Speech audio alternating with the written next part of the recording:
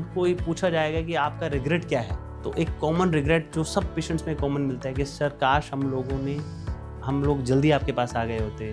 तो ये कह देना कि इनफर्टिलिटी या निसंतानता की वजह सिर्फ फीमेल है, तो ये बिल्कुल मिथ्स हैं, ये बिल्कुल गलत है। इवन IVF इज़ नॉट कि कोई प्रॉब्लम है तो IVF किया जाता है, या अभी तो मेरी उम्र ही कुछ नहीं है, या मेरी जांचें नॉर्मल हैं। देखिए ऐसा नहीं है। जो मुस्कान आपकी ज़िंदगी में आने के लिए तैयार है, बस आपको एक कदम बढ़ाना है, बाकी सब चीज़ें डेस्टिनी में अपने आप होती चली जाएंगी। स्वागत है आपका खुशखबरी का मंत्रा में, और मैं हूँ आपकी होस्ट मान्या। और आज हम एक ऐसे टॉपिक पर बात करने वाले हैं जिस पर लोग ज़्यादातर बात करने से झिझकते हैं, IVF।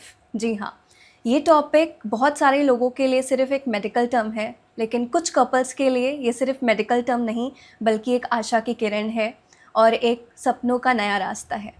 आज हम बात करेंगे IVF के बारे में और उसके मिथ्स के बारे में, और इस मिथ्स को क्लियर करने के लिए हमारे बीच में एक एक्सपर्ट मौजूद हैं जिनका नाम है डॉक्टर पवन यादव।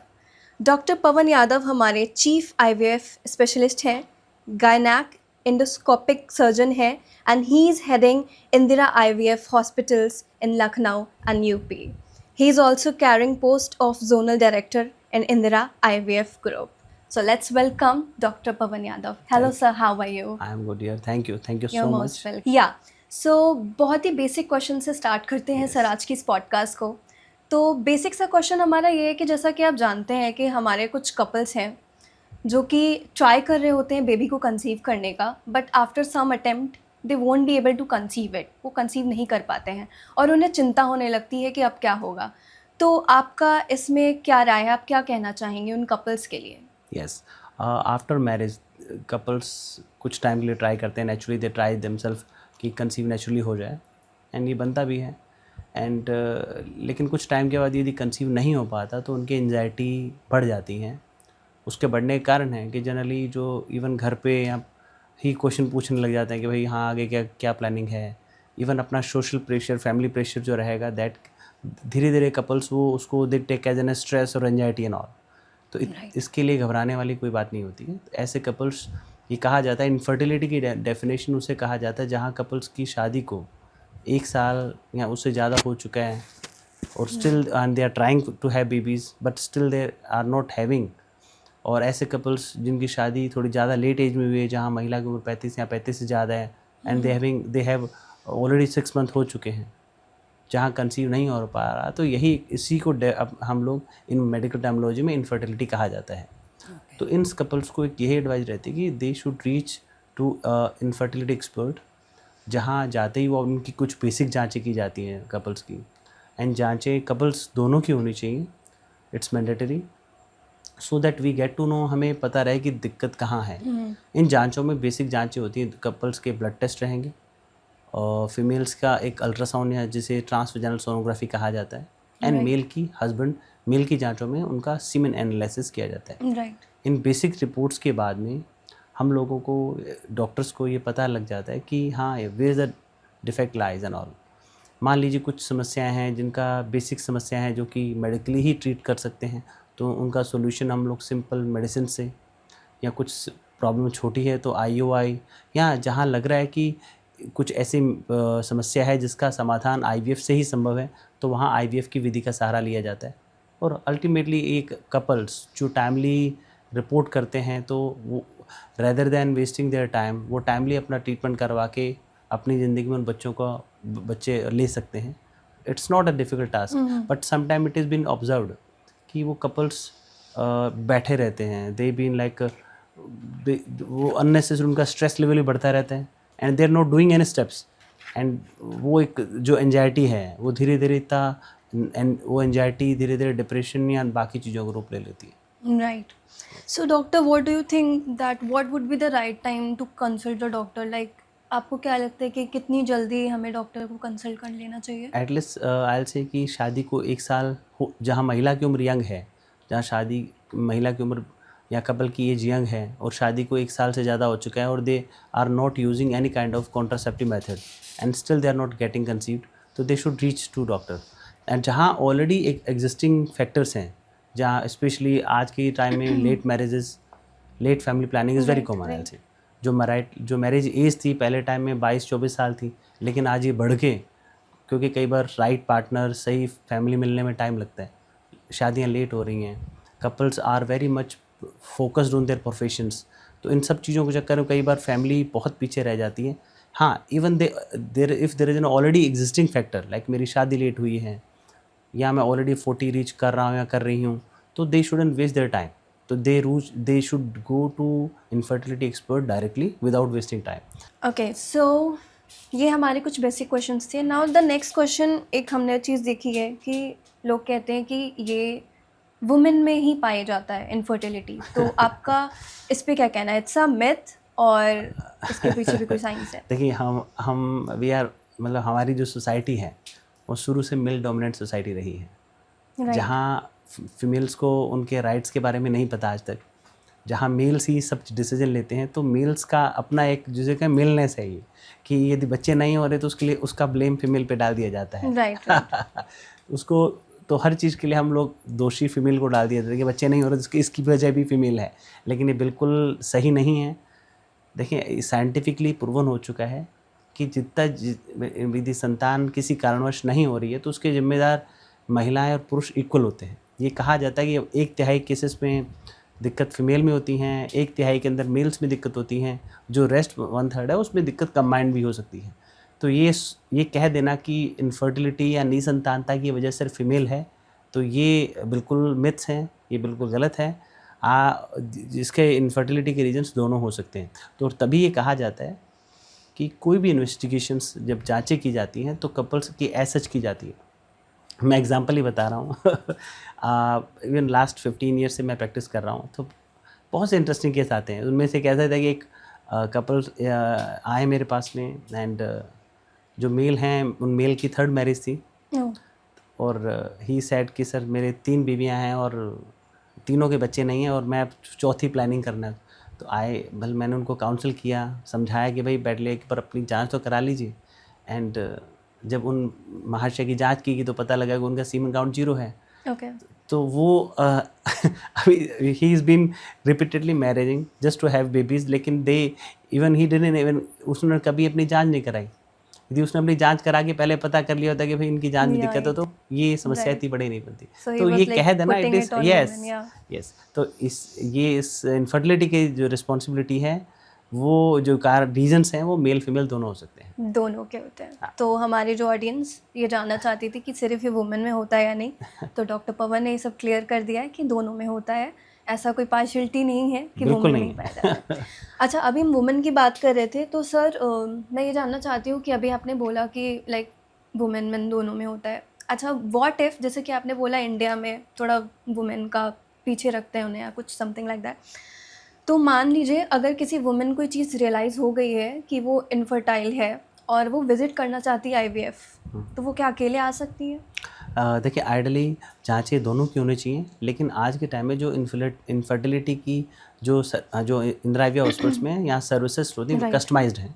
जी, कोई मेल, अब बहुत से मेल्स आते हैं जिनकी अभी शादी नहीं हुई, दे बीन वरिड कि मेरी शादी के बाद मुझे दिक्कत तो नहीं आएंगी। इवन बहुत से फीमेल्स हैं, they are reaching to us, that is called pre conceptional counselling. तो प्री कंसेप्ट काउंसलिंग, जिसमें कपल्स की जांचें भी, उस इंडिविजुअल फीमेल मेल की जांचें भी होती हैं, जस्ट एवरी फीमेल्स, अब जिनको जो अपनी जांचें कराना चाहती हैं, देखना चाह रही हैं कि मेरी जो फर्टाइल्स हैं, जो ऑर्गन्स हैं, they are in healthy stage और नॉट, एग्स कैसे हैं, यूट्रस की कंडीशन कैसी है, तो they can have this testing. पर आइडली ये कहा जाता है कि जो इनफर्टिलिटी का वर्कअप किया जाता है उसमें हस्बैंड वाइफ दोनों की जांचें होनी चाहिए। एंड हाँ, I am adding one more things, जैसा कि मैंने बताया कि शादियाँ लेट हो रही हैं, इवन लाइक हर फीमेल्स को या मेल्स को अपने गमीट्स की कंडीशंस के बारे में पता होना चाहिए।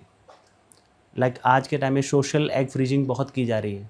सोशल एग फ्रीजिंग मीन्स कि फीमेल्स जिन्हें पता है कि उनकी शादी लेट होंगी या वो बच्चे लेट चाहती हैं, तो they are freezing their eggs. वो इवन इनफैक्ट बहुत सी फीमेल्स हैं जो शादी से पहले अपने एग फ्रीज कर रही हैं। And we are doing from last couple of years I say, जहाँ फीमेल्स अपने एग फ्रीज करें, लेटर ऑन यदि उसको इनफर्टिलिटी से रिलेटेड कोई समस्या आती है तो वो उन्हीं एग्स के थ्रू जो उसने शादी से पहले फ्रीज किए थे या जब वो बच्चे नहीं चाहती थी तब फ्रीज किए थे, तो आज उन्हीं एग्स से शी कैन कंसीव। क्योंकि फीमेल्स की जैसे एज बढ़ेगी, आगे लेट एज पे फीमेल्स में एग्स कम हो जाते हैं, बहुत कम हो जाते हैं, तो फिर उनको अपने एग से कंसीव होने में दिक्कतें आती हैं। तो that is called social egg freezing. ये आज के टाइम में काफ़ी प्रचलित है, आपने सुना भी होगा। यस कितने कब जो सेलिब्रिटीज़ हैं इनके भी बच्चे इसी टेक्निक के थ्रू हो रहे हैं। Yes yes I have heard तो about it's a very nice move. And ऐसे कपल्स, ऐसी जहाँ मान लीजिए कपल्स में किसी तरह का ये कहें कि किसी तरह की न्यूप्लास्टिक कंडीशंस, कैंसर वैंसर हो, यंग एज में आप डायग्नोज हो जाते हैं, तो they are freezing their gametes. Right. तो कोई भी कपल हैं उनको अपनी जांचें करवा सकते हैं, लेकिन इंडिविजुअली भी हम जांचें करते हैं। उन जांचों से करके उस पर्टिकुलर पेशेंट्स के कंडीशन कैसी है उनके बारे में बता सकते हैं। राइट, तो बेसिकली आपका कहना है कि अकेले आया जा सकता है, बिल्कुल। लेकिन अगर हस्बैंड वाइफ दोनों आते हैं तो दैट ज़्यादा वुड अच्छा बी रहेगा। बेटर। यस। Right, okay. अच्छा, प्रक्रिया क्या रहेगी, प्रोसेस क्या रहेगा आने का और उसके बाद का it's a very process? Simple way, it's very systematic and simple way. कोई भी कपल जब इंदिरा आईवीएफ हॉस्पिटल्स ग्रुप में आता है तो they should just go to directly to reception area, okay. जहाँ हमारी प्रॉपर टीम रहेगी। They will handle them, they will guide them, they will carry them. They after some formalities and all, they directly meet the couples, directly meets to the doctor और consultant over theirs. Doctor से मिलने के बाद में उनकी basics query solve की जाती हैं और कुछ ही देर में उनकी जांचें होने शुरू हो जाती है। जांचों की रिपोर्ट्स आते ही कपल्स को उनकी कंडीशंस के बारे में एक्सप्लेन किया जाता है और आगे का ट्रीटमेंट डिसाइड करके कपल की काउंसलिंग की जाती है और अकॉर्डिंगली ट्रीटमेंट स्टार्ट हो जाता है। So it's like easy peasy. It's a very Exactly, yeah. simple way and a single step. Yes. Right. So my next question is, semen analysis में आप मुख्य रूप में किन चीज़ों को देखते हैं? पहली तो चीज़, ये सीमेन एनालिसिस कहाँ किया जाता है। लाइक आई टोल्ड यू, ऐसे कपल्स जो किसी भी तरह की अनफर्टिलिटी जिनको फेस हो रही है और जहाँ कपल की जांचें की जाती हैं, तो हस्बैंड्स के अंदर, हस्बैंड्स के सीमन की कंडीशंस, सीमन में स्पर्म की कंडीशंस को पता करने के लिए हस्बैंड सीमन एनालिसिस किया जाता है। इट्स अ सिंपल वे, जहाँ पहली बात कि हस्बैंड को आइडियली ये कहा जाता है सैंपल देने से पहले मिनिमम 2 दिन का और मैक्सिमम 7 डेज़ का गैप रखना चाहिए आइडियली सैंपल देते समय में। जब सीमन सैंपल की जांच की जाती है तो आधे घंटे पौने घंटे में इसकी रिपोर्ट आ जाती है, जिसमें देखा जाता है कि सीमन में स्पर्म्स का नंबर क्या है और उनकी मोटिलिटी क्या है और वायबिलिटी, यहाँ कहें कि उनकी मॉर्फोलॉजी कैसी है। एज जो रिसेंट WHO क्राइटेरिया है, नॉर्मल काउंट कहा जाता है जब हस्बैंड के सीमन में 15 मिलियंस पर ml या उससे ज़्यादा स्पर्म काउंट हैं, तो ये कहा जाता है कि नॉर्मल काउंट है। और मोटिलिटी शुड बी एटलीस्ट 40%, यानी कि उनमें से जो 15 मिलियन पर ml स्पर्म्स हैं उनमें से 40% स्पर्म मोटाइल होने चाहिए। एंड मॉर्फोलॉजी कहा जाता है कि इस उनमें आइडियली यदि 100 स्पर्म की जांच की जाए हर स्क्रीन में, तो उसमें कहा जाता है कि उसमें से 4% स्पर्म बिल्कुल नॉर्मल होने चाहिए। तो this are the normal criteria जो मोस्टली कपल्स के अंदर हम जांच करते हैं। उसके अलावा यदि मान लीजिए समस्या कुछ हमें डाउट होता है तो एडवांस टेस्टिंग की जाती है, जिसमें हार्मोनल टेस्टिंग है, जेनेटिक टेस्टिंग है, there some kind of testing other there also. Right. So my next question is, अगर इनमें से कोई एक कमज़ोर है तो इसके संभावित कारण क्या हो सकता है? मेल इनफर्टिलिटी के बहुत से कारण हैं। इवन आई विल से कि सबसे पहले अपन बात करें तो लाइफस्टाइल रिलेटेड प्रॉब्लम्स हैं। आज smoking, alcohol, addictions, any kind addictions, ये they are the affecting us in stressful lifestyle. अब कई तरह के इन्फेक्शंस भी हैं जो कि मम्प्स है, मिजल्स है, they are ultimately affects the production of semen, sperms and all. उसके अलावा कुछ मेडिसिन्स हैं, एंटी हाइपरटेंसिव हैं, एंटी डिप्रेसेंट्स हैं, they also affect the semen count. And lifestyle के अंदर ये कहें कि जो हॉट वेदर है, इवन जो कपल्स जिनका स्लीप आवर्स डिफेक्ट मतलब अफेक्टेड है, दे बीन रिपीटेडली लैपटॉप पे काम कर रहे हैं या बहुत हॉट एनवायरनमेंट में रह रहे हैं, तो वहाँ स्पर्म का प्रोडक्शन जो है वो धीरे धीरे कम होता है। उसके अलावा कई तरह की इट्रोजेनिक कंडीशंस हैं, जब सर्जरी के दौरान कोई इंजरी हो जाए तो स्पर्म्स प्रोडक्शन, स्पर्म का जो स्पर्म बाहर आने चाहिए उस मात्रा में नहीं आ पाते, दैट इज़ कॉल्ड ऑब्स्ट्रक्टिव एंजियोस्पर्मिया।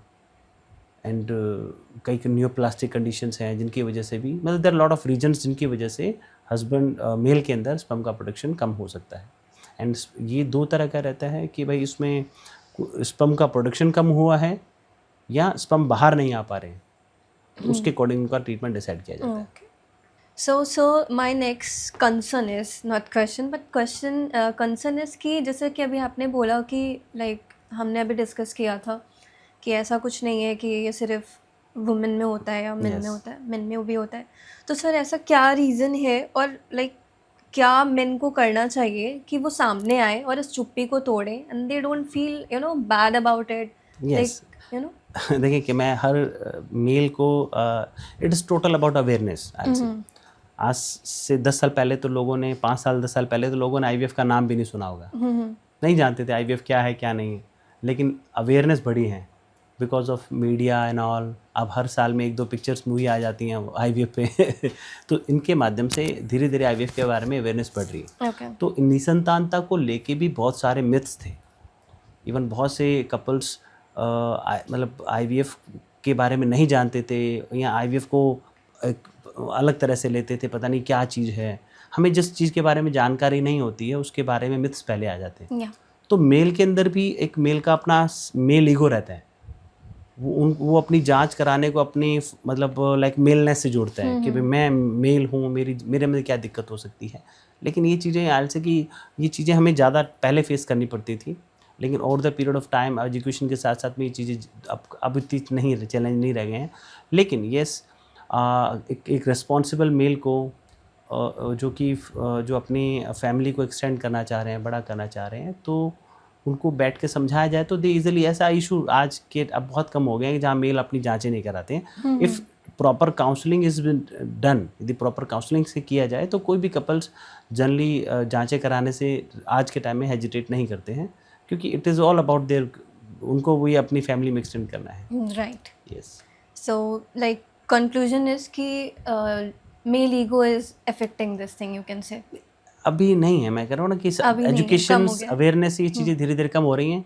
हाँ, इशू है वहाँ सबसे बड़ा कि कपल्स उनकी प्रॉपर काउंसलिंग। कई बार फैमिली में क्या रहता है कि सोशल जो प्रेशर होते हैं, जहाँ इवन लॉज में इन लॉज के अंदर कई बार फीमेल जांचों के बगैर ही जो रिश्तेदार होते हैं या मतलब इन लॉज हैं, वो जनरली जो इशू देखने को मिलते हैं, जहाँ प्रेशर फीमेल पे डाल दिया जाता है कि नहीं ये वजह है, तो फीमेल वो इतना डिप्रेस रहने लग जाती है कि फिर मेरे अंदर ही कोई दिक्कत है। या अपोजिट हो, मान लो कि जहाँ मेल पे ही रिस्पॉन्सिबिलिटी डाल दी जाए, तो it shouldn't be like this. जब बच्चे होना, it's a mutual responsibility of couple. यदि आज बच्चे नहीं हो रहे तो इट्स देयर कंबाइंड इफेक्ट। तो वहाँ दोनों को आगे आना चाहिए and they should keep their ego asides, क्योंकि ultimately they are going to have that happiness. Right. So like 50-50 indulgement है दोनों का, तो दोनों को आगे आना चाहिए। बिल्कुल बिल्कुल। राइट। सो सर, अभी यू हैव जस्ट मेंशन, अभी आपने मेंशन किया था कि लैपटॉप एंड एवरीथिंग। तो मैंने सुना है कि लाइक लैपटॉप गोद में लोग रख के चलाते हैं तो it keeps away like the father बनने का जो मौका मिलता है। ये देखिए क्या जो ईश्वर ने जो हमारी बॉडी बनाई है, ये बहुत सोच समझ के बनाई है कि कुछ ऑर्गन्स एब्डोमेन के अंदर हैं।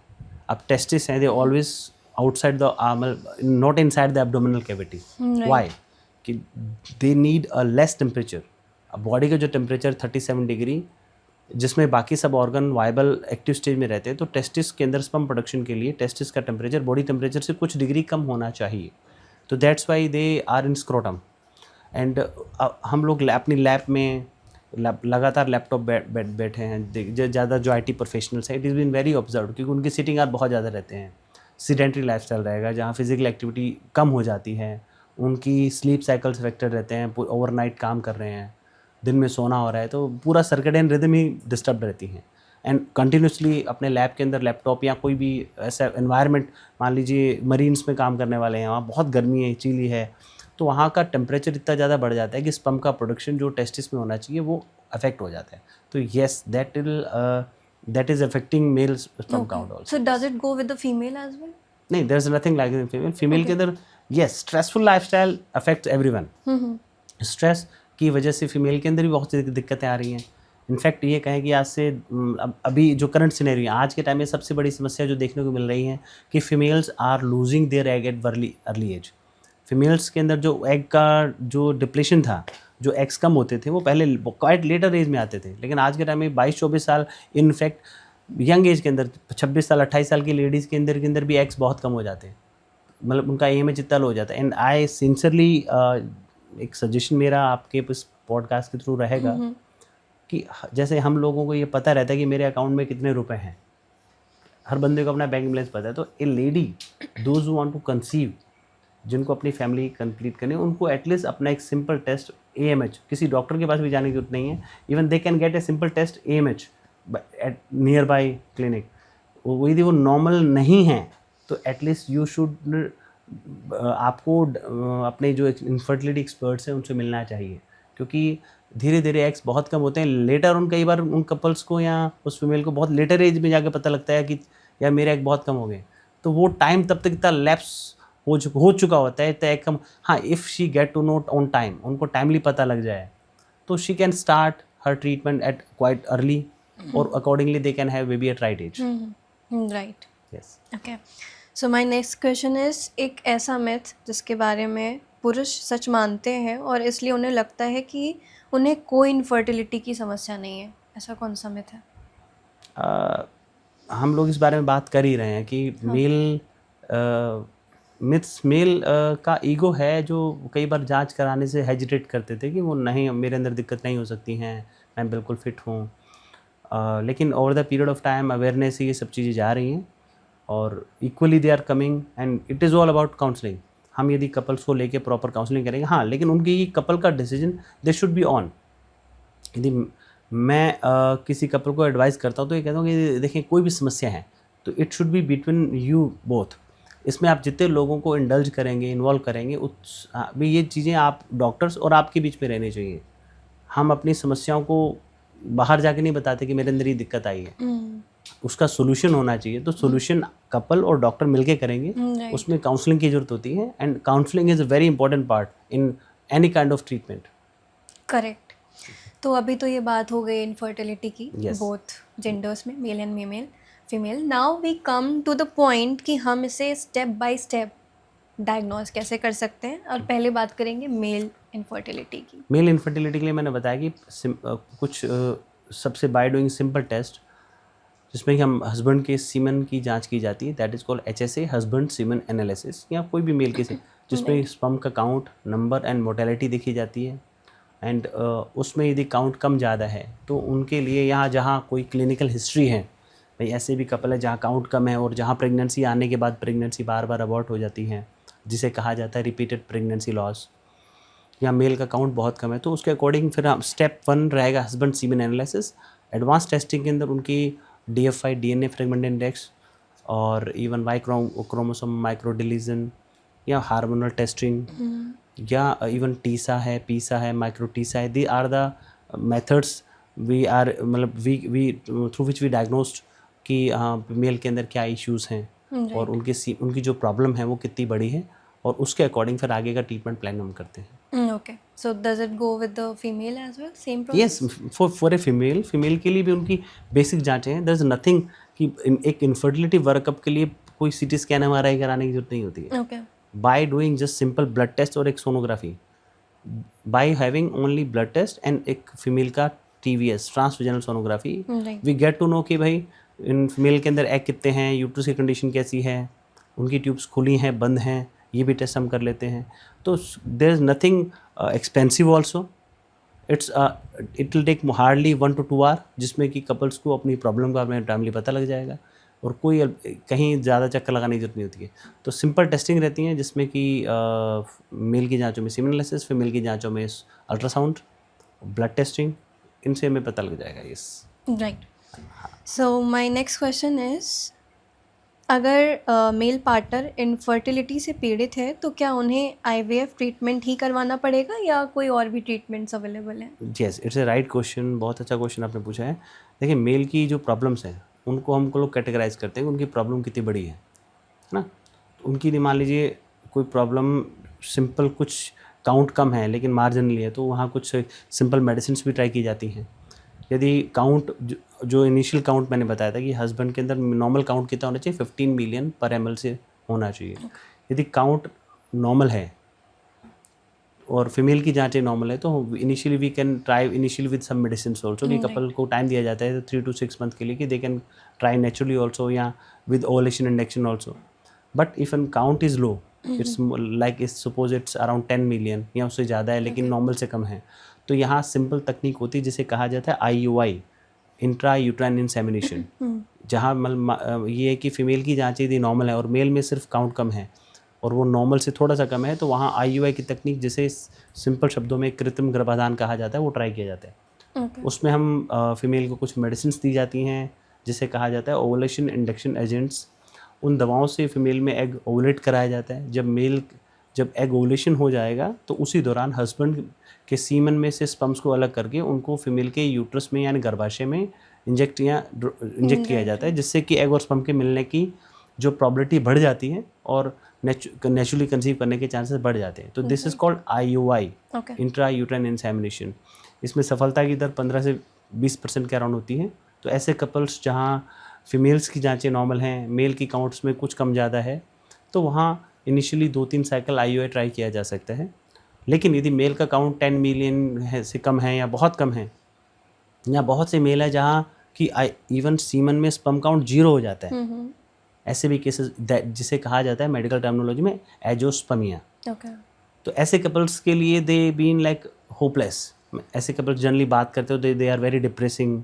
वो अपनी रिपोर्ट्स दिखाने से भी एजिटेट करते हैं। They don't even share with any other. वो डॉक्टर से मिलेंगे तो दे कम एंड से प्राइवेटली, सर मेरे अंदर प्रॉब्लम है।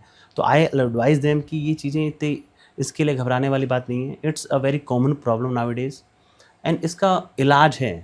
इसका मतलब इस ट्रीटमेंट से ये वो कपल्स भी अपने ही स्पर्म से कंसीव कर सकते हैं। ऐसे मेल्स जिनमें स्पर्म का काउंट कम हो चुका है या ये कहें कि 0 भी हो जाए, तो भी आज IVF की विधि के माध्यम से दे can conceive through their own sperms. That technique call IVF या ICSI इन यानी इंट्रासाइटोप्लाज्मिक स्पर्म इंजेक्शन। IVF की लेटेस्ट टेक्निक को ही ICSI कहा जाता है। यानी ये कहें कि IVF और ICSI आर द सिनोनिमस, पर्यायवाची हैं, तो गलत नहीं है। तो IVF या ICSI के माध्यम से जहाँ हमें स्पर्म बहुत कम चाहिए होते हैं, IVF के अंदर हम लोग क्या करते हैं, I just briefly tell you about IVF यानी इन विट्रो फर्टिलाइजेशन या टेस्ट ट्यूब बेबी की प्रक्रिया, जिसमें कि मान लीजिए कोई कपल किन्हीं कारणों की वजह से नेचुरली कंसीव नहीं हो पा रहा है, तो उनमें हम इस तकनीक का सहारा लिया जाता है। इस तकनीक के अंदर फीमेल को इंजेक्शंस लगाए जाते हैं, हार्मोनल इंजेक्शंस के माध्यम से। इंजेक्शन का मकसद ये रहता है कि हमें ज़्यादा से ज़्यादा एग निकालने हैं। अमूमन 8, 10, 15 एग निकाल लिए जाते हैं। इस प्रक्रिया को कहा जाता है oocyte पिकअप, यानी कि पिकअप करना। उसमें एक निडल की हेल्प से फीमेल के एग निकाल लिए जाते हैं। उन एग्स को लैब में हम लोग सेग्रीट करते हैं, अच्छी क्वालिटी के एग्स को अलग कर लिए जाते हैं। और 10-15 एग्स के लिए हमें 10-15 ही स्पर्म चाहिए रहेंगे। मान लीजिए सीमन में स्पर्म कम है तो भी काम चल जाएगा। यदि काउंट कम है, या मान लीजिए काउंट 0 हो चुका है, तो जैसा कि मैंने बताया कि एग्स को निकाल लिया जाता है। ऐसे पुरुष यदि सीमन में काउंट कम है तो भी 10-15 स्पर्म चाहिए। मान लीजिए काउंट 0 है तो there some surgical sperm retrieval techniques, यानी कि जिसे कहा जाता है टीसा, TC, माइक्रो टीसा, पीसा, यानी कि सिंपल सी तकनीक रहती है जिसमें कि हम नीडल की हेल्प से या वेरी स्मॉल इंसिजन की हेल्प से उनके टेस्टिस से स्पर्म डायरेक्टली एक्सट्रैक्ट कर लिए जाते हैं।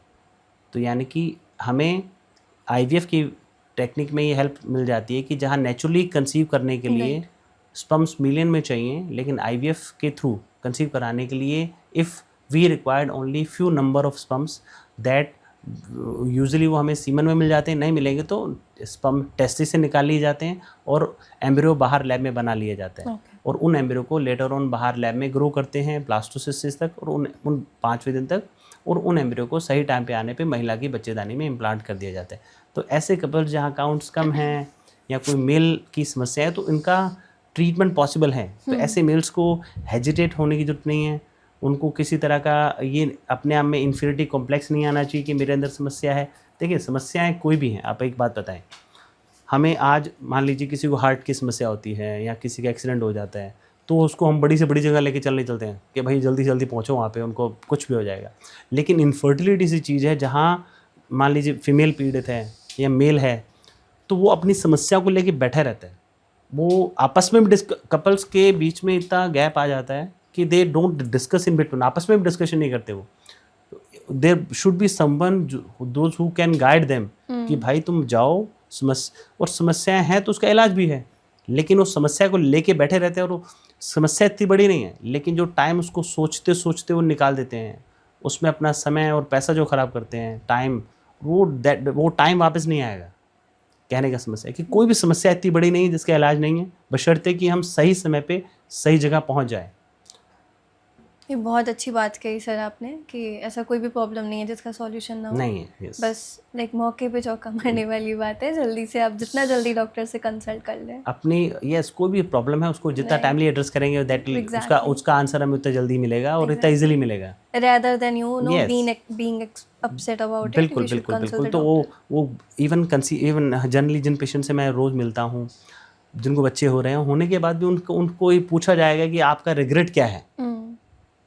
तो एक कॉमन रिग्रेट जो सब पेशेंट्स में कॉमन मिलता है कि सर काश हम लोग जल्दी आपके पास आ गए होते या हमने ये ट्रीटमेंट जल्दी स्टार्ट कर दिया होता। तो हम लोग जो 15 साल मैंने ख़राब किए या 10 साल ख़राब किए मैंने, या कई लोग तो 25-25 साल के साथ वो जो इतने साल हमने वेस्ट कर दिए हैं, इतना पैसा जो हमने इधर उधर के ट्रीटमेंट में ख़राब कर दिया मिथ्स में और इन चीज़ों में, वो बच जाता।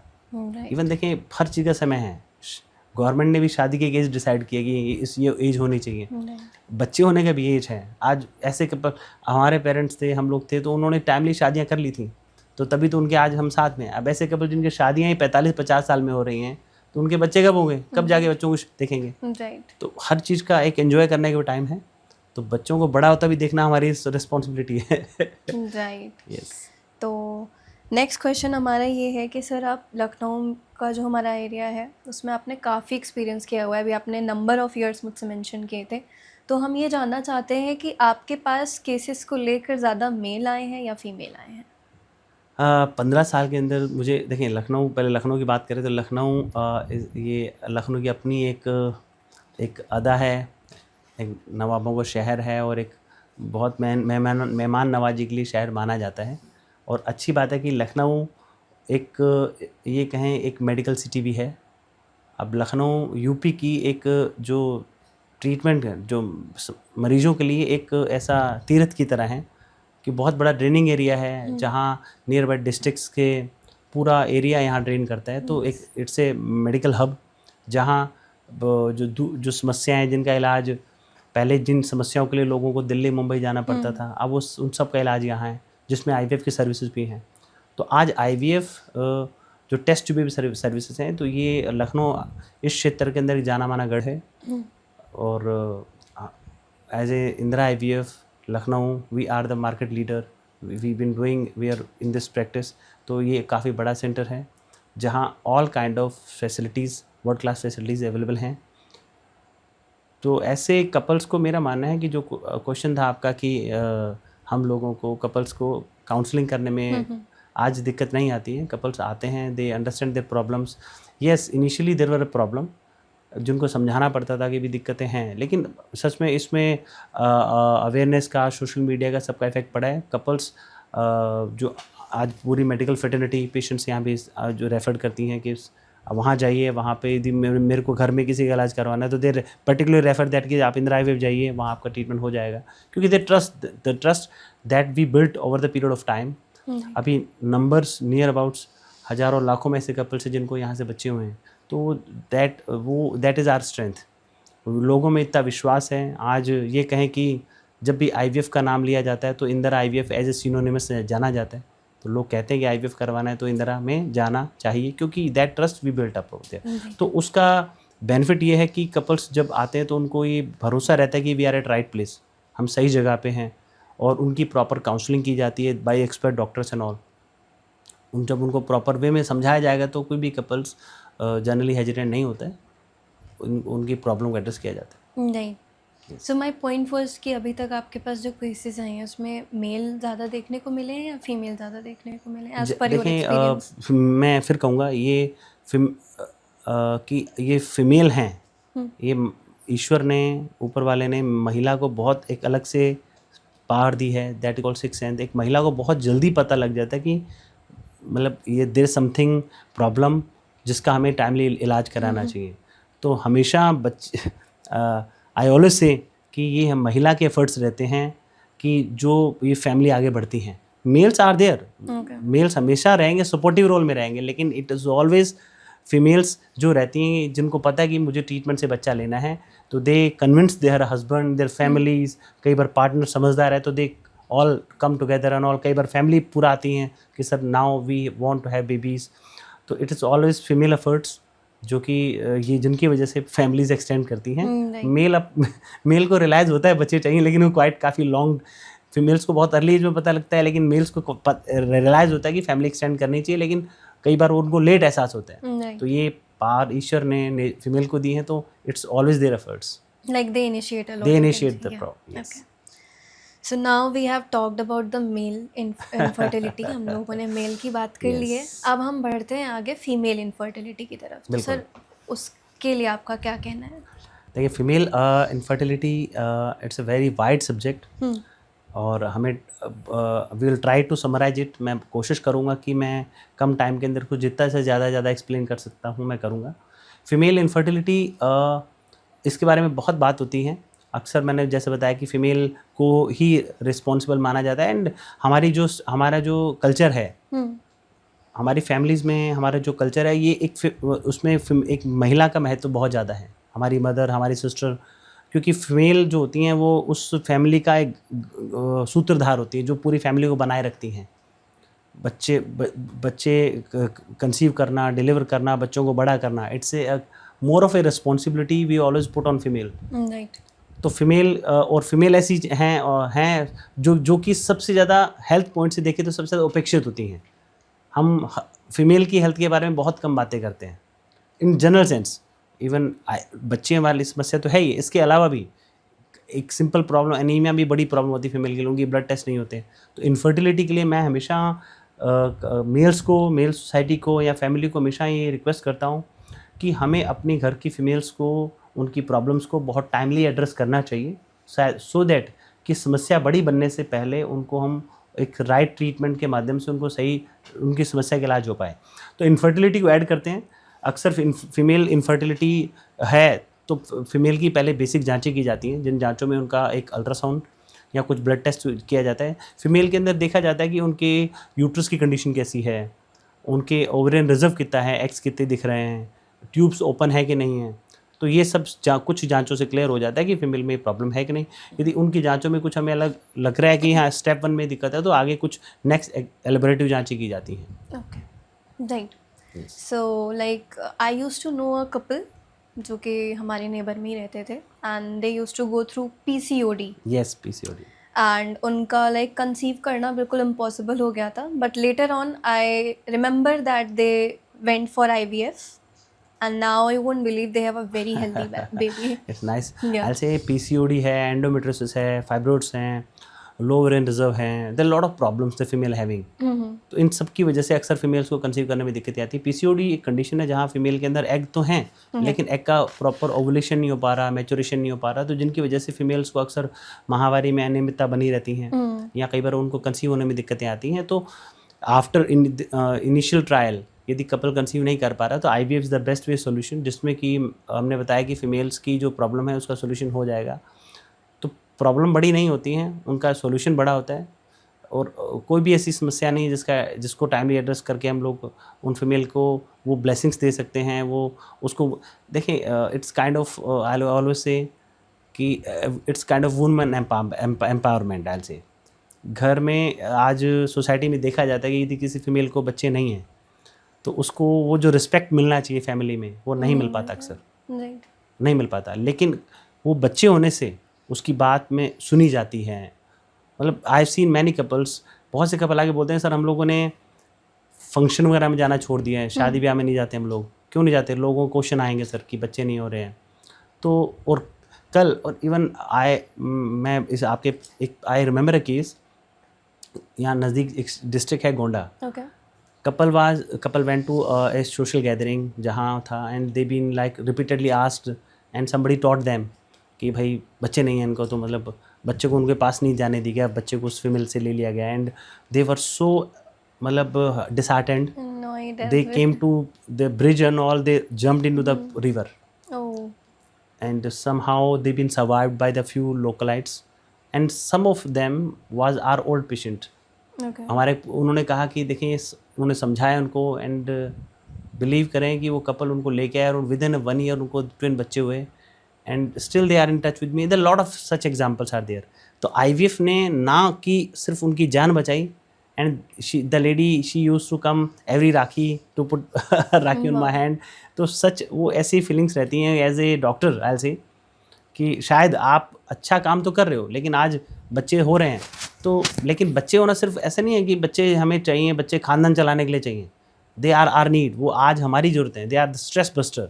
वो आज हमारी दिन की पूरी दिन की थकान हम जब घर पे जाते हैं बच्चों को बैठते हैं उनके साथ तो सारी निकल जाती है। तो आज जितनी हमें बच्चों की ज़रूरत है तो उससे ज़्यादा हमें ज़रूरत है बच्चों की।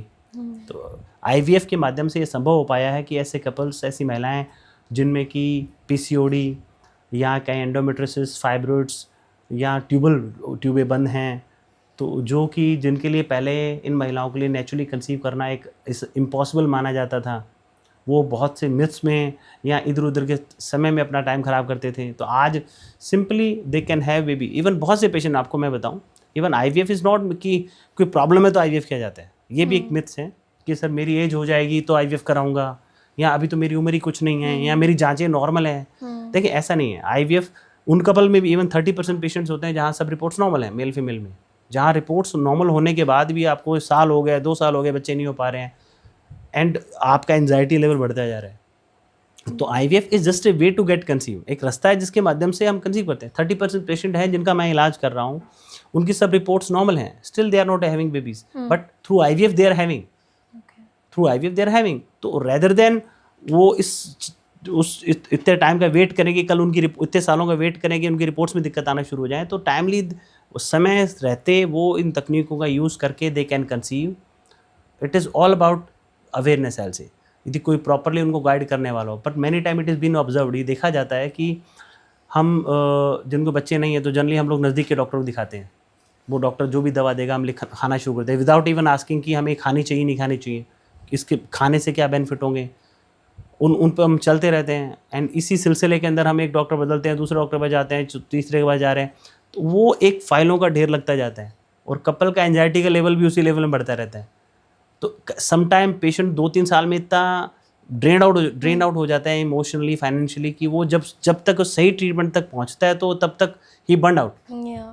लेकिन समबडी इफ़ वो सही टाइम पे यदि एडवाइस लेता, सही टाइम सही जगह पहुंच जाए, तो वो उन कपल्स के लिए मनी से ज़्यादा टाइम, सब चीज़ें मैटर करती हैं, सब चीज़ें मैटर करेगा। Everybody does want to have babies but there is somebody to should be there to guide them. तो तभी मैं कह रहा हूँ कि लाइक हार्ट की प्रॉब्लम होने पे हम कार्डियोलॉजिस्ट के पास जाते हैं, हड्डियों की दिक्कत है तो ऑर्थोपेडिशियन के पास जाते हैं।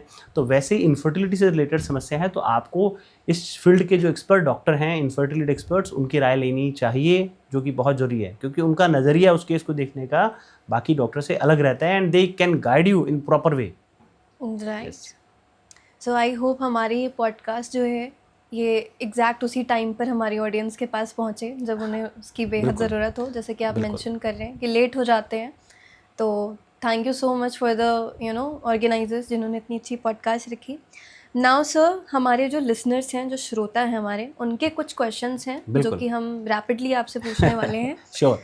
तो लेट्स गो विद इट। सबसे पहला क्वेश्चन हमारे पास है, लाइफस्टाइल में बदलाव के थ्रू स्पर्म क्वालिटी सुधारने में कितना समय लगता है?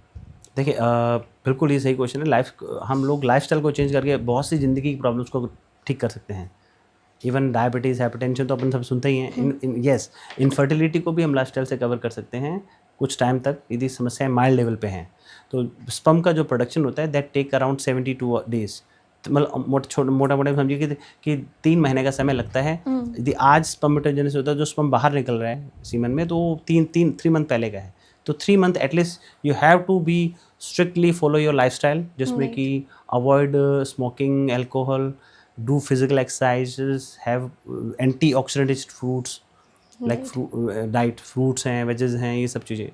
तो yes, definitely it will help us. Okay, so now our next question is, क्या बॉक्सर वास्तव में टाइट बीव्स की तुलना में स्पर्म काउंट में सुधार करते हैं?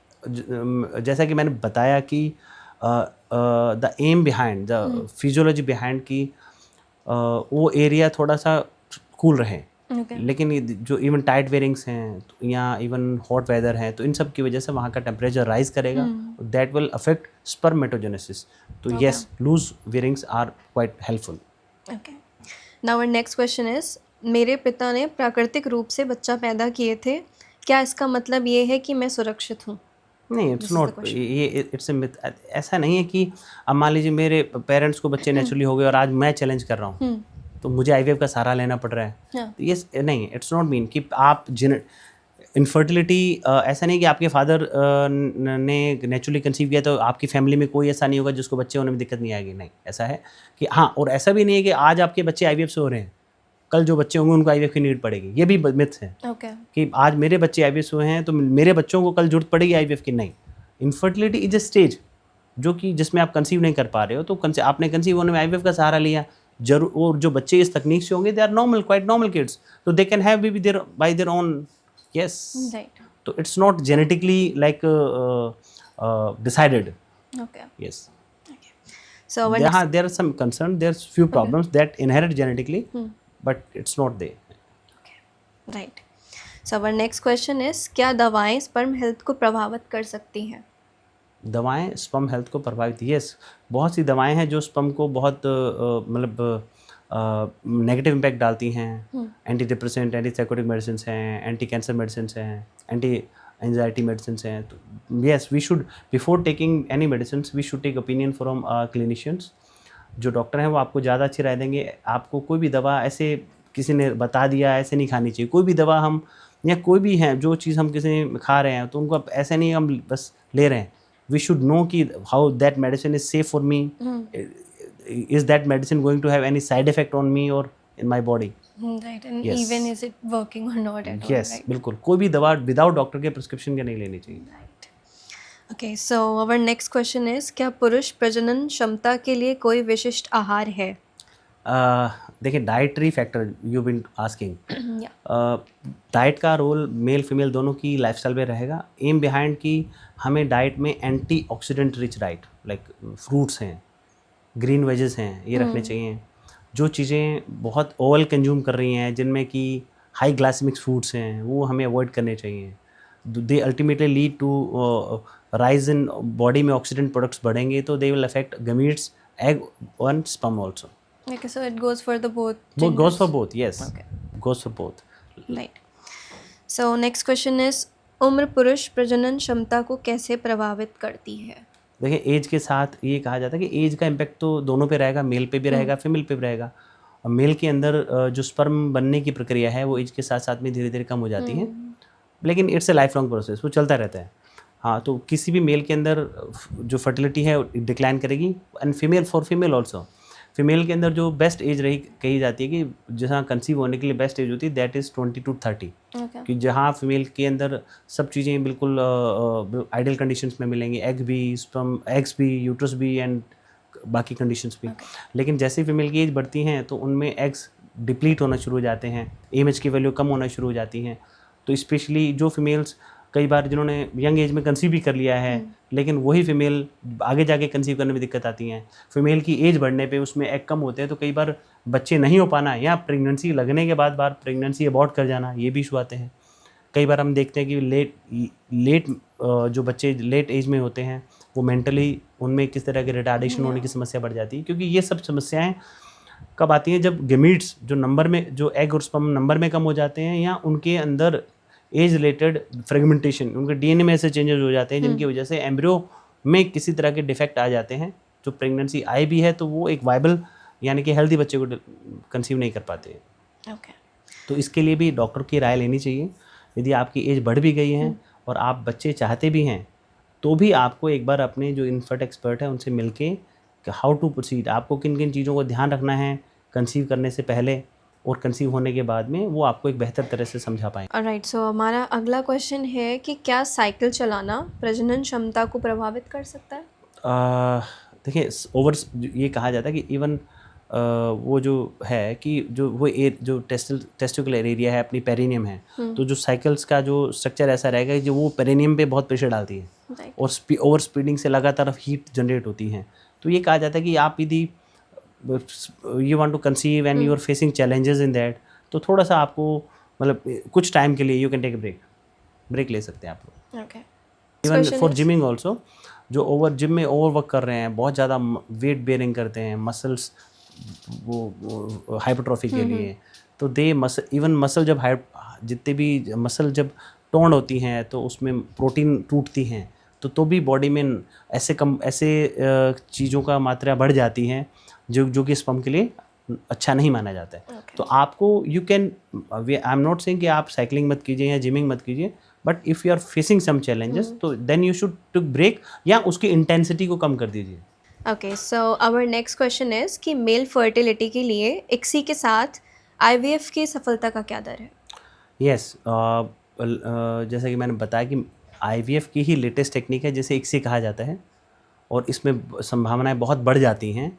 ऐसे मेल फैक्टर में कई बार मेल जो रीजन्स हैं जिसमें स्पर्म काफ़ी कम हो चुके हैं, जहाँ की कन्वेंशनल आईवीएफ के अंदर जो फर्टिलाइजेशन की चांसेस होते हैं वो कम हो जाते हैं। लेकिन इक्सी के अंदर हम क्या करते हैं कि एग स्पर्म को डायरेक्टली एग के अंदर रिलीज़ किया जाता है, तो फर्टिलाइजेशन की टेक्निक होती है जिसे कहा जाता है इक्सी। तो इक्सी से एग और स्पर्म के मिलने के चांसेस बढ़ जाते हैं, यानी फर्टिलाइजेशन रेट बढ़ जाएगी तो एम्ब्रियो अच्छे बनने के चांसेस बढ़ जाएंगे, तो ऑब्वियसली सफलता के दर काफ़ी बढ़ जाते हैं। Right, so our next question is IUI IVF से पहले एक गारंटेड स्टेप है और सभी को इससे करवाना चाहिए? नहीं, आईयूआई जैसा कि आपको हम लोग डिस्कस कर रहे थे, आईयूआई एक बेसिक टेक्निक है जो कि basically meant for the couple, ऐसे कपल जिनकी शादी को ज़्यादा टाइम नहीं हुआ है, पहली बात।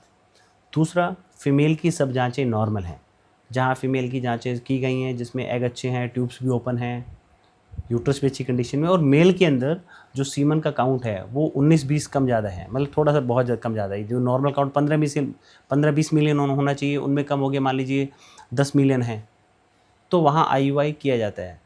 लेकिन यदि किसी कपल में पहले से डायग्नोस्ड फैक्टर है कि मान लीजिए किसी महिला के अंदर कोई फैक्टर, ट्यूबें बंद पड़ी हैं, या महिला में एग नहीं है, या एग का नंबर कम है, या मेल के अंदर काउंट ऑलरेडी 10 मिलियन से कम है, 5 मिलियन से कम हो चुका है, या एजोस्पर्मिया है, तो ऐसे कपल्स के अंदर कपल्स को आईयूआई से कोई फ़ायदा नहीं होगा। हाँ, यदि ऑलरेडी डायग्नोस्ड फैक्टर है जो कि आईवीएफ, जहाँ आईवीएफ इंडिकेटेड है, तो वहाँ आईयूआई कराने से कोई मतलब नहीं है। हाँ, लेकिन जहाँ मेल में कुछ 19-20 की दिक्कत है, फीमेल बिल्कुल ओके है और शादी को ज़्यादा टाइम नहीं हुआ है, तो वहाँ आईयूआई ट्राई करना चाहिए। लेकिन जहाँ ऑलरेडी एग्जिस्टिंग है तो वहाँ we should go directly for IVF in those cases. Right, so our next question is नियमित पीरियड्स का मतलब है कि आप फर्टाइल हैं? नहीं, मिथ्स है। कि पीरियड रेगुलर आना ये दिखाता है कि पेशेंट में ओवुलेशन प्रॉपरली हो रहा है। महिलाओं के अंदर क्या रहता है कि हर साइकिल में एग का रिलीज़ होना, और एग रिलीज होने से बॉडी में प्रोजेस्टेरोन हार्मोन लेवल बढ़ना शुरू करता है, जिसकी वजह से पीरियड रेगुलर आते हैं। तो यदि किसी महिला में माहवारी नियमित रूप से आ रही है तो मीन्स उसमें ओवुलेशन प्रॉपर हो रहा है, बट ये उसकी फर्टिलिटी उसके अंदर वो कंसीव कर पाएगी नहीं, पर उससे नहीं होती। मान लीजिए किसी महिला की ट्यूबें बंद पड़ी हैं, ओवुलेशन हो रहा है, लेकिन खाली ओवुलेशन होने से फर्टिलाइजेशन तो नहीं हो रहा, ट्यूबें बंद पड़ी हैं, तो ट्यूब्स बंद होने की वजह से महिला नेचुरली कंसीव नहीं कर पाती। या मान लीजिए किसी मेल के अंदर, उसके मेल पार्टनर के अंदर स्पर्म का काउंट बहुत कम है, तो वो एग रिलीज होने, ओवुलेशन होने के बाद भी कंसीव नहीं कर पाएंगे।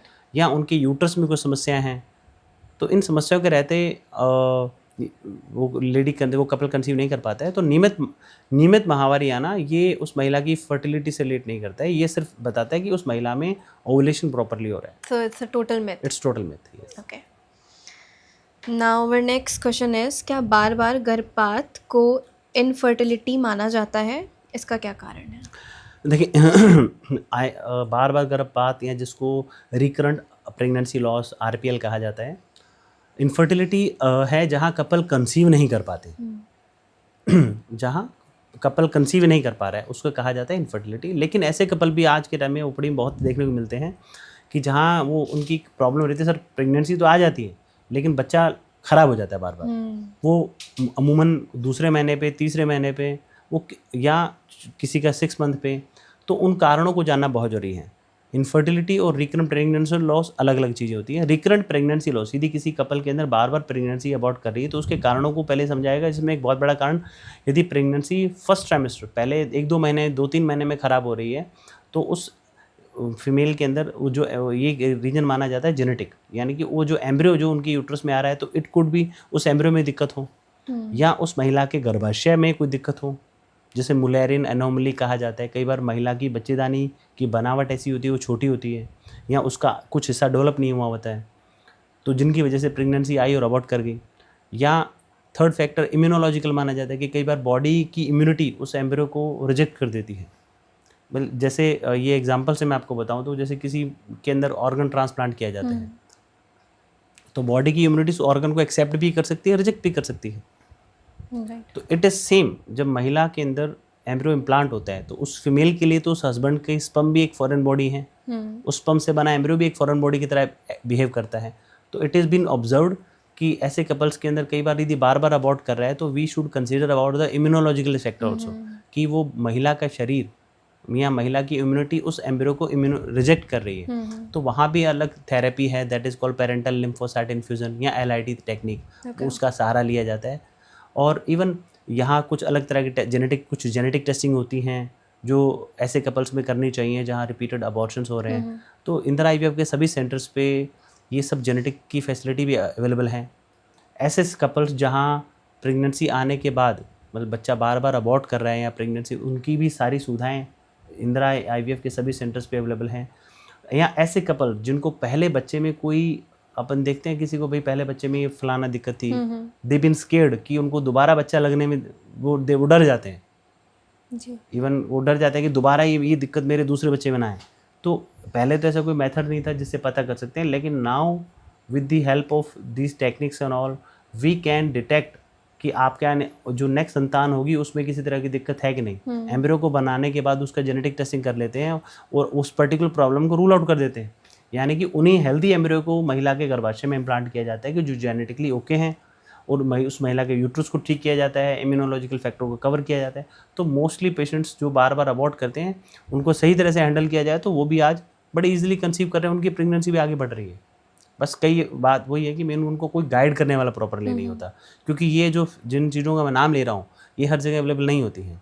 एक रूटीन गायनेकोलॉजिस्ट के पास में जो कि they may be good in delivery and all, but sometimes because of that setup is required to do this proper work, वो छोटी जगह पे या उन डॉक्टर्स के पास नहीं हो पाता। तो they should reach to the centre where जहाँ ये सारी फैसिलिटीज़ अवेलेबल हैं, और वो वहाँ उस डॉक्टर से जाके कंसल्ट करेंगे तो दे कैन ईजिली, उनको पता भी लगेगा रीज़न क्या है, क्योंकि क्या करने वाले हैं और रीज़न को पहले हमें जानना जरूरी है कि वजह क्यों हो रहा है। एक सिंगल मैन को अपने स्पर्म को फ्रीज करने पर विचार कब करना चाहिए? ये अच्छा क्वेश्चन है। ये that is called fertility preservation, it's a part of fertility preservation. वो भले महिला हो या पुरुष हो, आज के टाइम में आप देख रहे हैं कि ऑन्कोलॉजिकल समस्याएं हैं। आजकल देख रहे हैं कि जो कैंसर के मरीज़ बहुत बढ़ गए हैं। अभी यंग एज के अंदर भी कई बार बच्चों के अंदर या एडोलसेंस एज में या यंग एज के अंदर बहुत से कपल को पता लग रहा है कि अभी recently I get to know कि कुछ दिन 2 दिन पहले ही एक मेल था जिसमें he been diagnosed with like cancer, तो इवन टेस्टिकुलर कैंसर, तो जिसमें कि उनको पता था कि शायद हो सकता है उस पार्ट को निकालना पड़ जाए। तो लेकिन डॉक्टर जो ऑन्कोलॉजिस्ट है दे गाइडेड हिम प्रॉपरली कि वहाँ जाइए, वहाँ जाके आप अपना सीमन फ्रीज कर लीजिए, सो दैट कि फ्यूचर में भी आपको जब शादी होगी तो आपको बच्चे होने में दिक्कत नहीं आएगी। लाइक फॉर फीमेल ऑल्सो, एक फीमेल है जिसमें किसी तरह की समस्या है, ऑन्कोलॉजिकल समस्या है, या जो वैसे भी मान लीजिए बहुत से मेल हैं जो अपनी फर्टिलिटी को फ्रीज रखना चाह रहे हैं या फीमेल अपनी फर्टिलिटी को फ्रीज रखना चाह रही है, तो they can their freeze their egg and sperms. ये सब फैसिलिटी भी इंदिरा IVF के सभी सेंटर्स पे अवेलेबल है। तो आवर नेक्स्ट क्वेश्चन इज, एक IVF साइकिल की लागत कितनी है? देखिए IVF के अंदर बहुत सी चीज़ें होती हैं। IVF के अंदर सबसे बड़ी चीज़ होती है IVF खाली एम्ब्रियो बना के लगा देने को IVF नहीं कहते हैं कि एम्ब्रियो बनाया और इम्प्लांट कर दिया। एम्ब्रियो IVF को प्रॉपर वे में किया जाए, सब टेक्निक्स अच्छे से इंक्लूड की जाएँ। IVF के अंदर proper ICSI, close working chamber, ये टेक्निक्स जो यूज़ की जाती हैं, laser hatching, blastocyst, RI witness चीज़ें हैं। तो अमूमन यदि प्रॉपर वे में IVF किया जाता है तो IVF खर्चा 2-2.25 के बीच में आ जाता है। 2 से 2.5 के बीच में खर्चा आ जाता है, including all services. So next question is, मुझे बहुत सारे विज्ञापन मिलते रहते हैं जहां वो 50,000 में IVF ट्रीटमेंट देने का दावा करते हैं, क्या ये सच है? देखिए क्लेम तो आप कोई किसी के लिए भी कर सकता है। क्लेम बोलते हैं कि हम 6 महीने में पैसा डबल हो जाएगा, देखिए ये इनको सबसे बड़ी चीज़ होती है कि किसी भी चीज़ के बारे में एक ह्यूमन लॉजिक है कि हमें जानना चाहिए हम कि हम जो पैसा इन्वेस्ट कर रहे हैं, बच्चे के लिए कर रहे हैं, ट्रीटमेंट में लगा रहे हैं, तो उसका सही से यूज़ हो। और क्लेम मतलब यदि प्रॉपरली आईवीएफ किया जाता है तो ये चीज़ें पॉसिबल नहीं हैं। मतलब मैं तो उन कपल को कहूँगा कि बिल्कुल आप यदि सिर्फ 50,000 दे के करवाना चाह रहे हो तो फिर आपको बिल्कुल उन सेंटर को संपर्क करना चाहिए। लेकिन जहाँ आप रिजल्ट्स के लिए बात आती है, जहाँ बात रिजल्ट्स की है, तो आपको जिन बच्चों के लिए आप कर रहे हैं तो उसके लिए तो उसके लिए आपको प्रॉपर ऐसे सेंटर का चयन करना चाहिए जहाँ सारी सुविधाएं उपलब्ध हैं। तो ऐसी सारी सुविधाएं जिनके बारे में मैंने अभी जिक्र किया है, तो आईवीएफ को प्रॉपर से किया जाएगा तो उसमें अमूमन खर्चा आता है। लेकिन कोई क्लेम करेगा 50,000 में कर देंगे, कैशबैक कर देंगे, तो ये सब चीज़ें इंदर आईवीएफ में नहीं की जाती। So it's like not it's ये कहें कि लोगों को भ्रामक विज्ञापन हैं जो लोगों को मिसगाइड करने के लिए दिए जाते हैं। ओके, तो आप लोगों को उससे मिसगाइड होने की बिल्कुल भी ज़रूरत नहीं है। आपको पहले अपना लॉजिक यूज़ करना चाहिए कि आईवीएफ है क्या और उसका सही तरीका क्या है। लोगों से फीडबैक लेना चाहिए, even go to Google review, किस सेंटर ने जहाँ आईवीएफ ज़्यादा किए हैं, कहाँ एक्सपर्ट डॉक्टर की टीम है, कहाँ टेक्नोलॉजिकली एडवांस सेटअप्स हैं, वहाँ हैं। तो रेदर देन वो 50,000 आप वेस्ट करें, उससे अच्छा है कि आप थोड़ा समय इंतज़ार करके आप अच्छी जगह पे आईवीएफ कराइए जहाँ उसका आपको रिजल्ट्स मिले। राइट। और हर चीज़ का एक क्वेश्चन आना चाहिए, वाई, कि हम इन्वेस्ट यहाँ क्यों करें और हमें कहाँ करना चाहिए। जब ये क्वेश्चन आप अपने आप से करेंगे तो आपको सही आंसर ऑटोमेटिकली मिल जाएगा। So doctor Pawan, I have one more question. जैसा कि आपको पता है हमारे इंडिया में लोग डॉक्टर से पहले बाबा के पास भागते हैं। तो ऐसे ही जब इनफर्टिलिटी हैपन होती है मेल और फीमेल में, तो लोग आईवीएफ से पहले बाबा के पास जाकर लाखों रुपए खर्च करते हैं, लेकिन लास्ट में आईवीएफ पे ही आते हैं। तो इस बारे में आपका क्या कहना है? देखिए जो एक कहावत है जो जनरली अपने कही जाती है कि प्यासा बंदा हर कुएं के पास जाता है ना। तो जिनको बच्चे नहीं हो रहे हैं तो वो अपनी तरह से बस उनको जो ऑप्शन मिलता है, जो उनको एडवाइस करते हैं, they are very pure, they just want to have one baby. It's very कोई बहुत छोटा सा एक प्योर इमोशंस है, they want to have baby, और उनको कोई जैसा गाइड करेगा उनको वैसे करते हैं। अभी आईवीएफ की जो सर्विसेज हैं या ये जो एडवांस टेक्नोलॉजी है, ये इंडिया में अभी ये कहेंगे लास्ट 10-15 साल में बूम की हैं, ठीक है। लेकिन उससे पहले जब ये सुविधाएं नहीं थी, लोगों में अवेयरनेस नहीं थी, तो उनको जो भी रास्ता बताया जाता था लोग उनको वो एक जरिया मान लेते थे। तो उसके पीछे कोई लॉजिक नहीं है, कोई साइंस नहीं है, कोई वह नहीं है, लेकिन फिर भी लोग चलते। तो एक रास्ता बन जाता था लोगों इन्हीं को मिथ्स कहा जाता है। तो देखो पैसा तो अलग बात है, पैसे तो लाखों खर्च कर देते हैं, लेकिन सबसे बड़ी चीज़ जो वो ख़राब करते हैं वो है टाइम एंड सेकंड हेल्थ। तो वो जो कपल्स समय रहते इलाज के माध्यम से बच्चे ले सकते थे इन तकनीकों का यूज़ करते हुए, वो टाइम वो इधर उधर के छोटे मोटे इलाजों में ख़राब करते हैं।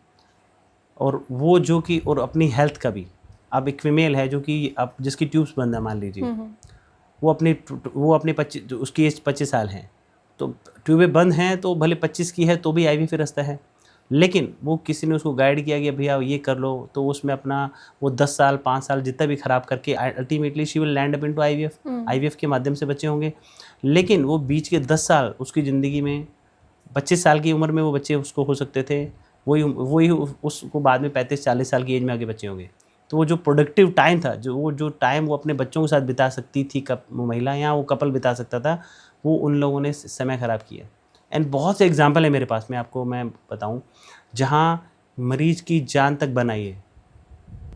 अब किसी बाबा जी ने वो भगवती खिलाते हैं, वो खिलाया, and I remember a patient जिसका स्पर्म काउंट थोड़ा सा कम था, बहुत ज़्यादा भी नहीं, कम था, लेकिन उसको किसी ने गाइड किया कि तुम्हारे बच्चे नहीं हो रहे तो तुम्हारा काउंट कम है, ये कुछ चूरन उनको पुड़िया बना के खिलाया और वो खाता रहा।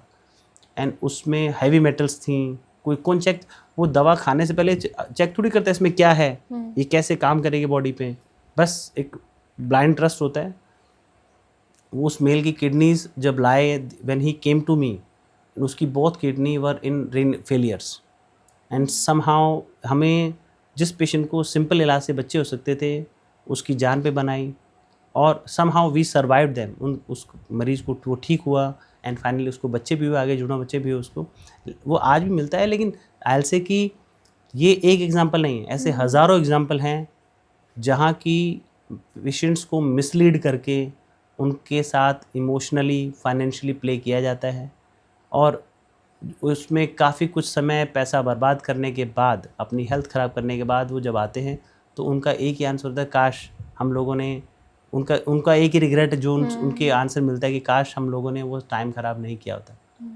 तो बच्चे होने मतलब होना इतना कोई डिफ़िकल्ट टास्क नहीं है। आज एक टाइम था जब आईवीएफ में मतलब बिगनिंग थी जिसमें सर्टेनिटी नहीं थी, लेकिन आज आईवीएफ इतनी एडवांस टेक्नोलॉजी हो चुकी है जहाँ इतनी सर्टेनिटी है अबाउट ट्रीटमेंट के बारे में, जहाँ पता है कि हाँ हो जाएगा। मतलब एज ए क्लिनिशियन हम लोगों को इनिशियल रिपोर्ट्स के बाद पता लग जाएगा इसका हो जाएगा, तो वहाँ हो जाते हैं बच्चे, इतना कोई मुश्किल काम नहीं है। लेकिन वो कपल, सबसे बड़ा टास्क मरीज के लिए इलाज कराना नहीं है, उनका सही ट्रीटमेंट तक पहुँचना है। एक गांव के आदमी के लिए लखनऊ मेरे तक आने के लिए उसको कई बार उसको 20-20 साल लग जाते हैं। क्यों? क्योंकि उसको ऐसा नहीं कि लखनऊ से दूर है, लेकिन उसको पता ही नहीं रास्ता क्या है, उसको सही गाइड करने में। तो गाइडेंस बहुत ज़रूरी है। एंड येस, आई एडवाइज़ कि आप लोगों को कोई भी ट्रीटमेंट लें, आईवीएफ हो या कोई भी ट्रीटमेंट, उससे पहले आपको सोचना चाहिए कि ये दवा कैसे काम करती है, ये ट्रीटमेंट कैसे काम करेगा, और कोई भी चीज़ अपनी बॉडी पे एक्सपेरिमेंट नहीं करनी चाहिए। It is your body, your health, your time, your money. तो before investing a single penny आपको सोचना चाहिए कि क्या ये मैं सही जगह इन्वेस्ट कर रहा हूँ या नहीं। कुछ क्लिनिक 100% सफलता का दावा करते हैं, क्या ये संभव है? देखिए, आईवीएफ भले बहुत एडवांस हो जाए, लेकिन नो बडी कैन से 100%। या आईवीएफ कभी 100% नहीं हो सकता है। ये एक भ्रामक, ये एक दिशाहीन विज्ञापन होते हैं कि आपका 100% हो जाएगा या आपका पैसा वापस कर देंगे। उस पे ये मतलब लाइक कोई जैसा अपन पढ़ते हैं कि भाई यहाँ आपका पैसा लगाइए, यहाँ 6 मंथ में डबल कर देंगे। It is kind of that examples. मैं आपको 100% श्योरिटी देता हूँ एक ऑनेस्टी की, ट्रांसपेरेंसी की, और डॉक्टर्स के एफर्ट्स की, टीम एफर्ट्स की, और केयर की। इंदिरा आईवीएफ के सभी सेंटर्स पे आपको ये 100% जो सर्विसेज, केयर, ऑनेस्टी, ट्रांसपेरेंसी मिलेगी, and that will ultimately lead to results. लेकिन यदि कोई आपको कह रहा है कि 100% रिजल्ट्स, तो ये मिथ्स हैं। मैं इन चीज़ों में कभी नहीं होता, और I believe in communications. Patients को जो है उसको साफ बताओ, यदि उसकी रिपोर्ट्स कैसी हैं। मैं एडवाइस दूंगा, आप उन डॉक्टर या उन लोगों की राय मत आएँ जो कि वो बोलते हैं जो आप सुनना चाहते हैं। आप यदि सच में रिजल्ट्स चाहते हैं तो आपको अपनी रिपोर्ट्स आने के बाद में डॉक्टर आपको साफ बताएगा कि आपकी रिपोर्ट्स में ये दिक्कत हैं, इतने चांसेस हैं। तो the are the transparency, this kind of transparency we have an a live data recording. उसमें नथिंग मैनुअल, सब चीज़ें लाइव हैं। यदि कोई इंदिरा आईवीएफ के जितने भी सेंटर्स हैं, they are highly equipped, totally system जो है, रिपोर्ट्स हैं, तो जिसमें कि डेटा की एंट्री भी आप ये माने कि your data is completely safe with us, and जो डेटा है that 100% transparent and live entries are there. तो that much of trust we built over the period of time. तो इसी की वजह से लाखों लोग आज हम पे भरोसा करते हैं। एंड दिस इज़ मैं इतना करने के बाद भी, after investing 15 year of my in practice, I can't say कि IVF is 100%। If somebody is saying तो इज़ अ फॉल्स नैरेटिव। आपको उनके बहकावे में नहीं आना चाहिए। Right, alright. So we have one more question lined up. फिल्मों में सुना है आईवीएफ क्लिनिक्स में सैंपल्स मिक्सअप हो जाते हैं दूसरे कपल्स के साथ, ऐसा होता है? यस, वी वर टॉकिंग, अभी कुछ देर पहले बात कर रहे थे कि आज से 5 साल पहले लोगों ने आईवीएफ का नाम नहीं सुना होगा, लेकिन अभी मूवीज़ में इतना कुछ है कि लोग at least by these movies and all they get to know about IVF. But देखें, आईवीएफ मूवीज़ में जो दिखाया जाता है सब सच नहीं होता है। मूवीज़ में तो सुपरमैन भी होते हैं, स्पाइडरमैन भी होते हैं। तो वैसे ही जो मूवी में सब दिखाया जा रहा है वो सच नहीं होता है। ऐसा मैं आपको इसलिए कह रहा हूँ कि ये एक बहुत बड़ा मेडिकल लीगल इशू है कि यदि कोई कहे कि मेरे एग चेंज हो जाएंगे, स्पर्म चेंज हो जाएंगे, ऐसा नहीं होता है। ये एक बहुत बड़ी एक रिस्पॉन्सिबिलिटी है उस डॉक्टर के लिए, क्लिनिक के लिए। We are medical legally bound, nobody can even do that, even think so. And आपको एक बात भरोसे के लिए बता रहा हूँ कि इंदिरा आईवीएफ के जितने भी सेंटर्स हैं, they are equipped with RI witness technology. अभी होती क्या है भाई, आपके जो गमीट्स होते हैं, एग और स्पर्म होते हैं, जिन डिशेस में हैंडल की जाती हैं, वहाँ RF रेडियो फ्रिक्वेंसी कोड्स होते हैं, चिप्स होती हैं, जो कि ह्यूमन मिस्टेक्स को भी कम करती हैं। बाय मिस्टेकनली मान लीजिए किसी दूसरे का सैंपल अदर का आता है तो वो अलार्म बीप करता है, Okay. तो कभी भी ह्यूमन मिस्टेक से भी इस तरह का मिक्सिंग नहीं हो सकता है। ठीक है, हाँ, जहाँ पे ये टेक्निक नहीं है या छोटे मोटे सेंटर है मैं उनके बारे में तो बात नहीं करूँगा, लेकिन हाँ yes, we being Indira we are 100% I will say sure कि इस तरह की दिक्कतें यहाँ नहीं होती हैं। We it's a big issues, और ये दिक्कतें ह्यूमन मिस्टेक से भी ना आए तो उसके लिए हमारे सब सेंटर RI विटनेस से इक्विप्ड हैं। और मूवीज़ में तो मैंने बताया कि कुछ भी हैं तो उसका तो उस रियलिटी कितनी आप सब जानते हैं। तो आप सभी को आंसर मिल गया मूवी वाला। मूवी में सर बोल रहे हैं सब कुछ जो दिखाया जाता है वैसा नहीं होता है। It was very impactful conversation with you. बहुत अच्छा लगा आपसे बात करके, बहुत सारी नई चीज़ें हमने और हमारे दर्शकों ने सीखी। सो जितने भी लोग हमारा चैनल देख रहे हैं आपको बता दें कि इस पॉडकास्ट की मेरी सबसे फेवरेट बात क्या रही। सर जो आपने एक बात बोली थी कि every problem has a solution, जितनी भी प्रॉब्लम्स हैं उनका सल्यूशन होता है। और हमारे दर्शक जो कि ये चैनल, जो कि ये पॉडकास्ट देख रहे हैं, उनसे हम रिक्वेस्ट करेंगे कि अगर आपका अपना कोई भी ऐसी किसी भी परेशानी से गुज़र रहा है तो प्लीज़ आप उसमें झिझकिए नहीं, आगे बढ़िए और IVF से अपना ट्रीटमेंट करवाइए। और इस पॉडकास्ट को ख़त्म करने से पहले सर एक लास्ट मैसेज आप हमारे दर्शकों को क्या देना चाहेंगे? बिल्कुल, सबसे पहले तो मैंने मैक्सिमम पॉइंट्स को कवर करने की कोशिश की है, और मैं मैसेज यही देना चाहूँगा कि इनफर्टिलिटी या निसंतानता कोई लाइलाज बीमारी नहीं है जिसको हम लेके हम लोग परेशान हों। कई बार क्या होता है, चीज़ें इतनी बड़ी नहीं हैं जिनको उनको हमें प्रॉपरली एड्रेस करनी पड़ता है, या हमें अपने परिवार में ही हम अपने परिवार में कोई ऐसा कपल है या दंपति है जो कि इससे पीड़ित है, एंड वो इसकी वजह से उनकी पर्सनल लाइफ एंड ख़राब हो रही है और डिप्रेशन या किसी भी चीज़ जाए, तो ऐसी आपको आगे आना चाहिए और उनकी हेल्प करनी चाहिए। और रही बात निसंतानता का इलाज है कि आपको बस एक कदम उस डॉक्टर की तरफ, उस क्लिनिक की तरफ बढ़ाना है जो कि इस चीज़ में एक्सपर्ट है। यदि आपका एक सही कदम और आपकी ज़िंदगी में वो सब खुशियाँ जिनके लिए आप वेट कर रहे हैं, उन बच्चों की जो मुस्कान आपकी ज़िंदगी में आने के लिए तैयार है, बस आपको एक कदम बढ़ाना है, बाकी सब चीज़ें डेस्टिनी में अपने आप होती चली जाएंगी। इसी के साथ मैं इस मैसेज को उन दंपतियों तक पहुंचाना चाहता हूं कि हर चीज़ का सॉल्यूशन है, बस हमें इसको लेके इतना घर नहीं कर लेना है, हम किसी तरह डिप्रेशन एंजाइटी में जाने की ज़रूरत नहीं है। थैंक यू सो मच हमारे expert doctor Pavan Yadav ji for being with us. Thank you.